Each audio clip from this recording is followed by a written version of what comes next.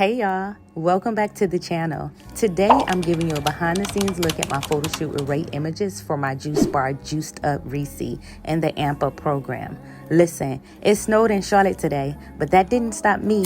I'm from Ohio where the snow gets high and the temperatures drop to the negative. A little snow in the south, that's light work compared to what I'm used to. As I'm here shooting today, I can't help but to think about how far I've come. I used to be a ward of the state, a foster child who didn't have much. Fast forward to today, I'm signing government contracts for my very own Black-owned juice bar. It's a dream come true. This shoot isn't just about capturing photos. It's about celebrating the journey, the growth, and the resilience. Programs like Amp Up help me take my business to the next level.